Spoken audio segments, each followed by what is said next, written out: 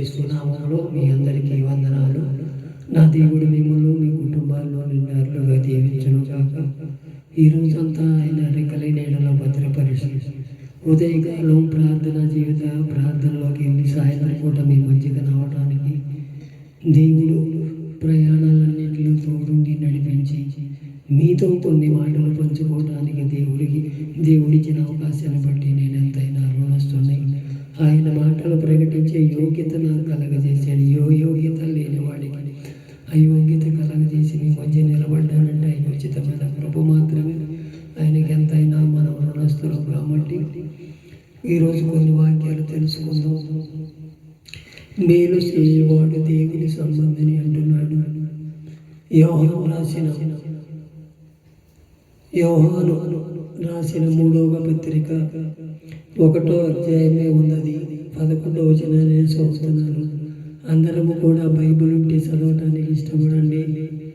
యోహాను రాసిన 3వ పత్రిక 11వ అధ్యాయం 11వ వచనం. అందుట్లో 1వ అధ్యాయమే 11వ వచనం లాస్ట్ వచనం చదువుతున్నాను. ప్రియుడా, చెడు కార్యములు కాక మంచి కార్యములు అనుసరించి నడుచుకొనుము.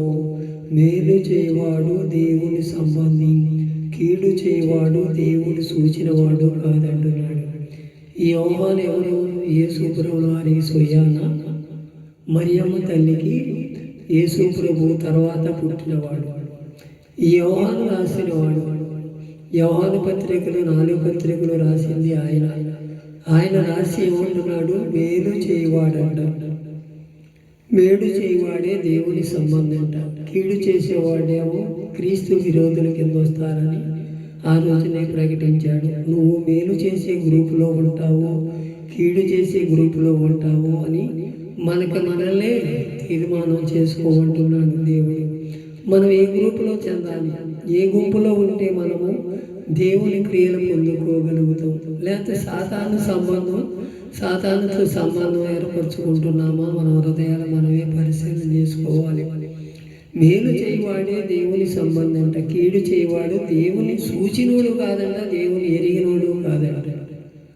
అలా మనం ఎరిగిన వాళ్ళంగా ఉన్నామా, సూచిన వాళ్ళంగా ఉన్నామా? ఒకసారి మన హృదయాన్ని స్పర్శ ఆయన రక్తంలో కడగబడుతున్నామని చెప్పుకుంటున్నాము, నమ్మి బాప్తీసం పొందామని చెప్పుకుంటున్నాము.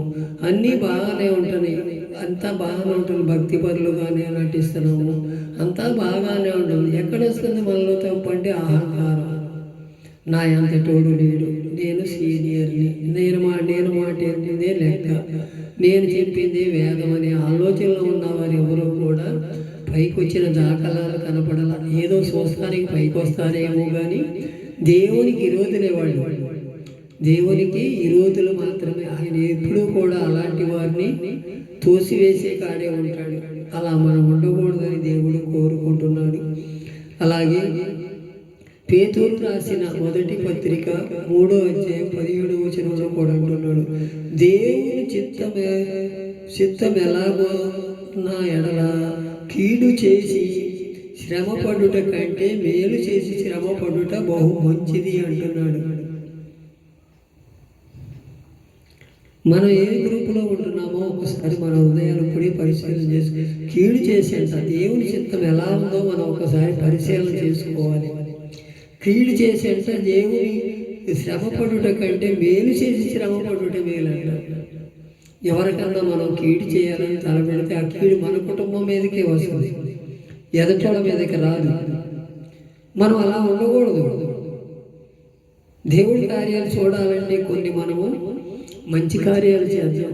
అనుకునేవాళ్ళు అనుకుంటారు, వెనకాల ఎన్నో గోతులు తీసేవాళ్ళు తీస్తానే ఉంటారు. ఎవరు కూడా మనల్ని మంచిగా చూసేవాళ్ళు ఎవరో ఉండరు. అయినా సరే మనం మేలు చేయడానికే ఇష్టపడాలి. వాడు కీడు చేస్తున్నాడు, పైకి వచ్చాడు, అంతా బాగానే ఉందనుకున్నాం. అది కొన్నాలే.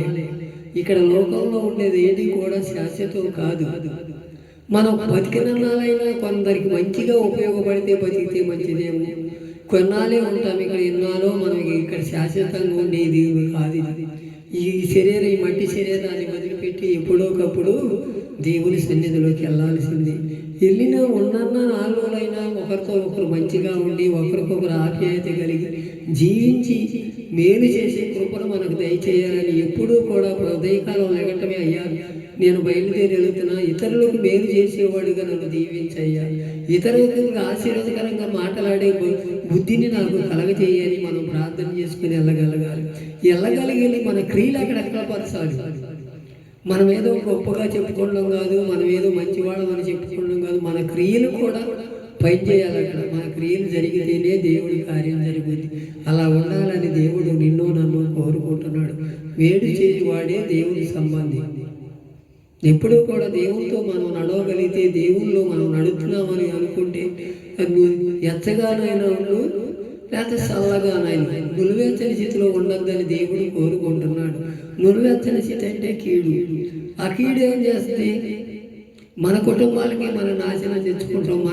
మనమే మన జీవితాలే పాడు చేస్తాం. మనం ఎదుటి వాళ్ళకి అపకారం చేసాంలే, ఇంకా సాగిపోయిందిలే, నాకు ఈరోజు గట్టెక్కిందిలే అనుకుంటా కాదు కదా. మనం ఎప్పుడు నిత్యం కూడా ఆయన ఎదురు మనం నిలబడాలంటే, తప్పు చేసి ఆడ ఎదురు నిలబడాలంటే నిలబడలేని స్థితిలో ఉంటాం. అది ఏదో ఒక రోజు ఆ తప్పు బయటపడతానుంటుంది. నిజం దాగిదిగా ఎప్పుడు కూడా పాపమై బయటకు వస్తుంది. నీతి ఎప్పుడూ కూడా ఎన్నాళ్ళు మనం బతికి పెరిగిన అన్నాళ్ళు కూడా నీతిని కనబరుచుకోలేము, ఇతరుల పట్ల నీతిమంతులు అనిపించుకోలేము. అదే కీడైతే క్షణం సాగు. అలా ఉండకూడదని దేవుడు కోరుకుంటున్నాడు. మేలు చేసి శ్రమ పడితే మంచిదంటే దేవునికి ఇష్టపడ్డది. కీడు చేసి శ్రమ పడతామేముంది? అది ఎవరికైనా కీడు చేయొచ్చు. అన్నదమ్ముల పైన కీడు చేయొచ్చు, మన నమ్మిన వాళ్ళ చేయొచ్చు. ఇలా ఎన్నో ఉంటాయి. అవన్నీ కూడా మన కుటుంబానికి మంచిది కాదు, ఆశీర్వాదం కాదని దేవుడు సెలవిస్తున్నాడు. అలాగే గలతీ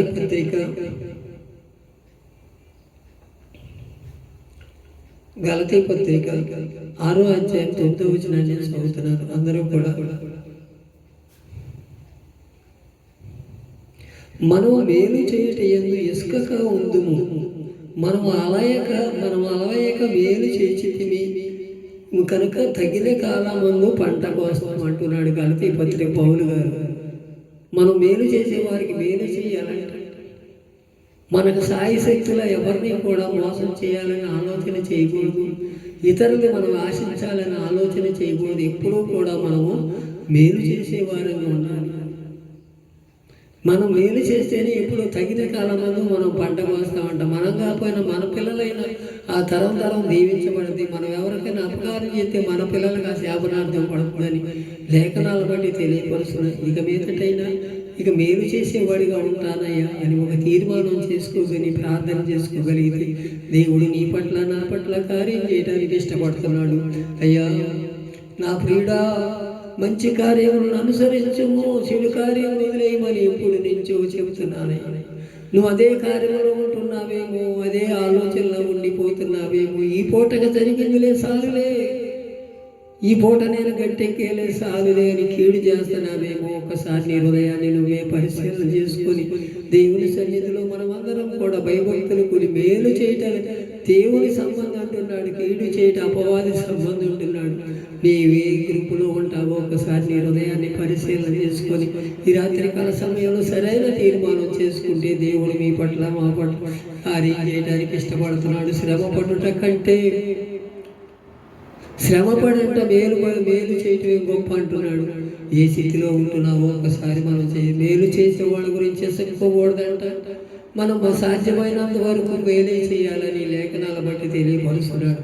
ఒకసారి నీ హృదయాన్ని నా హృదయాన్ని పరిశీలన చేసుకొని మేలు చేద్దామా, ఇతరులకు ఆశీర్వాదకరంగా మార్గంలో నడిపించామా, ఈ సువార్తను మనం మోసుకెళ్ళి ఇతరుని రక్షించే కృపను దయచేద్దామని. అలా నా కుటుంబం అంతా రక్షణ లేదయ్యా, నా కుటుంబానికి నిత్య జీవం కావాలయ్యా, నేను ప్రార్థన చేస్తున్నానే తప్ప ఫలితం కనబడతలేదయ్యా. నా కుటుంబాన్ని జ్ఞాపకం చేసుకొని ఆయన నా కుటుంబానికి మేలు చేయను. ఆయన మేలు చేయవాడు దేవుని సంబంధం అంటున్నాడు. నువ్వు అలాంటి కార్యం జరిగించమని నీ సన్నిధిలో మేమందరం కూడా ప్రార్థన చేస్తున్నాం. అయ్యా ఎవరి కుటుంబాల గురించి ఎవరి గురించి వారే చేసుకోవాలి. ఒకరికొకరు చేయి నీకు అందరికీ సమానంగా పంచిపెట్టేవాడవయ్యా. ఒకరు గొప్ప ఒకరు తక్కువ లేదు, అందరూ కూడా అయ్యా దావీదు కుమారుడా నన్ను దాదిపోవద్దయ్యా, నా కుటుంబాన్ని మేలైన మార్గంలో నడిపించమని నీవైనా నేనని అడగగలిగితే దేవుడు కార్యం చేసి మన పట్ల నిత్య జీవంలో నడిపిస్తాడని మనమందరం కూడా ఆశగల ప్రాణాన్ని తృప్తిపరుచుకొని ఆయన సన్నిధిలో నిలబడి మేలు చేద్దాం. ఈ మేలు చేసి దేవుని దీవెనలు పొందుకుందాం. ఇట్టి కార్యాలు మన పట్ల జరిగించాలని దేవుడు మన పట్ల జరిగించును గాక. ఆమేన్.